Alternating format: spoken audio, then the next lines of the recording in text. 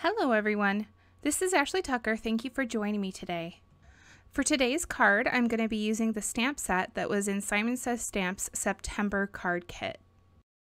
I have a piece of 6x6 Canson watercolor paper, and I'm going to be stamping a whole bunch of the smaller images from the stamp set onto that with some Versamark ink. I chose 8 different stamps, and I stamped them repeatedly across the paper to create a background. After stamping one batch of images, I would heat emboss them using a gold embossing powder and then move on to the next batch. Now, as you can see, the piece of paper that I'm using is too big for the MISTI tool, but that's okay because I can just let the edges that I'm not stamping on hang off the sides. As long as I keep my MISTI tool door clean, I shouldn't have any issue with having the paper hang off the sides.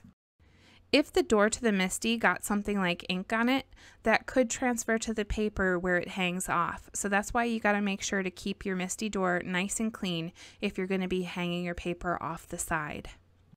One other thing I forgot to mention is I did make sure to use my powder tool on this paper because I'm doing so much embossing and it's kind of a complicated embossing.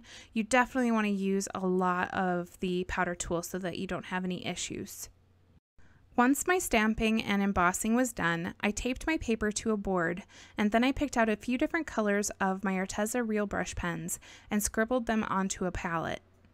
I'm going to be picking up these colors with a paintbrush to color in my stamped images.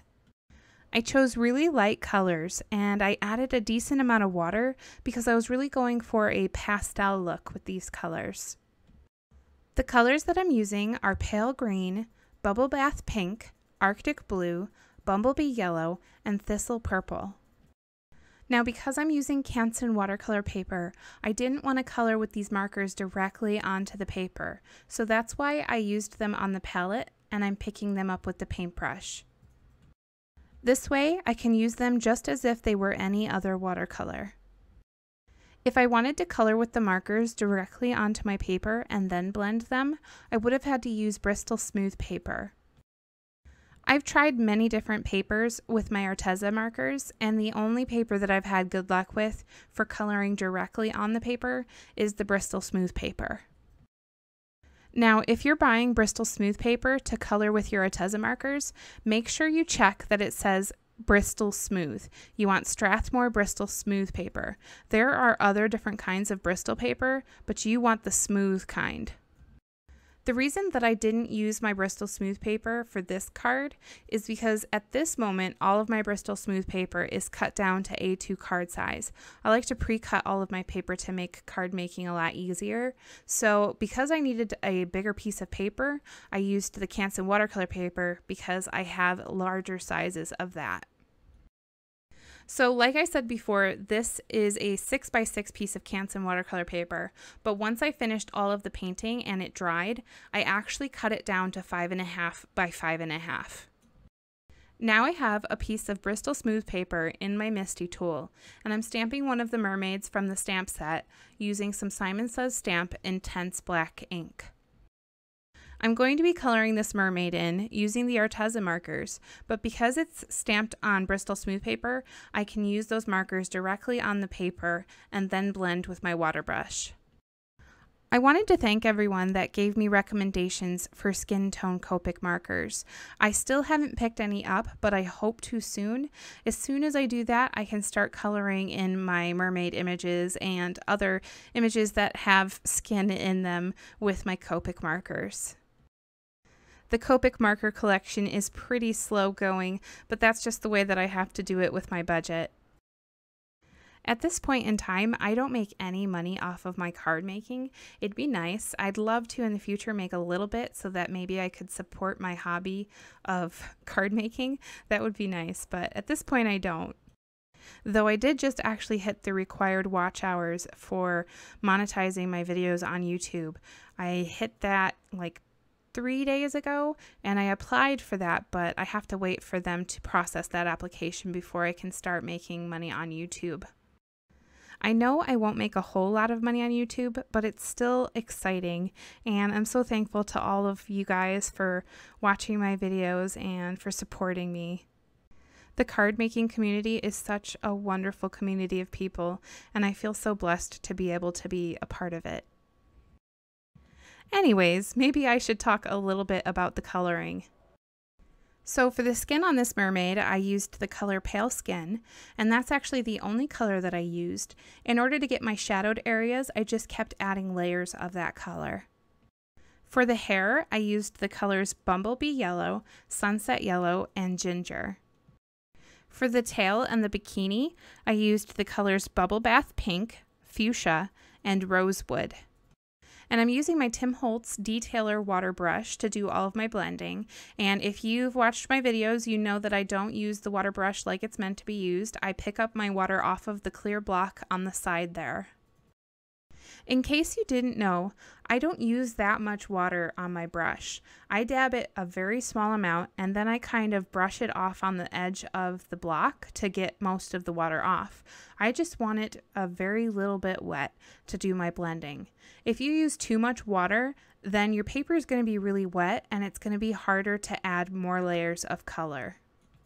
Sometimes I add a little bit too much water, and the way that I fix that is either I use a paper towel to dab it up, or I just give it a little bit of time to dry before I move on to adding more color. It does take a fair amount of practice to use the Arteza markers, to learn the balance of how much water to use and how much marker to lay down on the paper.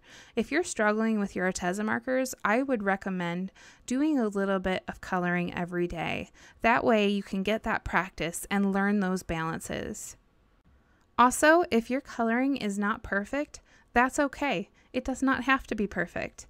I know that that's something that I need to tell myself all the time. Okay, so one last thing about the coloring before I finish. For the shell in her hand and the shells in her hair, I used the colors Thistle Purple, Bubble Bath Pink, Pale Green, Arctic Blue, Bumblebee Yellow, and Fuchsia. Once the coloring was all done, I fussy cut my mermaid out with some scissors, and then I moved on to my sentiment. Now, it's really hard to see in the video, but I have a piece of vellum inside my Misty tool, and I prepped it with my powder tool because I'm going to be doing some heat embossing. I chose a sentiment which says, "Always be yourself, unless you can be a mermaid," and I stamped it in Versamark ink, and I heat embossed it using a gold embossing powder. Next, I used my ATG gun to adhere my watercolor panel onto a piece of gold cardstock, which is cut to 5 3/4 by 5 3/4. And then I glued that panel onto my card base, which this is a 6 by 6 card base made out of Canson watercolor paper. Next, I have a 4 1/4 by 4 1/4 piece of Canson watercolor paper with a 3 by 3 square window cut out of it, and I used my ATG gun to adhere that to my vellum piece. Now, my piece of vellum is 4 1/2 by 4 1/2, so I have a nice little vellum border around my frame. I picked out a bunch of blue and white sequins and placed them in the middle of my card, and then I took my shaker window panel and I popped that up with some foam tape and placed it right over those sequins in the middle of my card.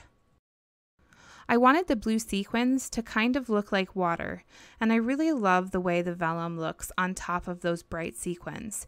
If I had used acetate, I think those sequins would have been far too bright, and the vellum tones it down in such a beautiful way. I used my Tombow glue to adhere my mermaid on the side of the card, and then I started my finishing touches. I took a really fine point micron pen to darken up her eyes and eyelashes. They're really small eyelashes, so you need a really fine point pen. Next, I used a white gel pen to add some highlights and details to my mermaid. I did the same white dot detail in her hair that I did in my last mermaid.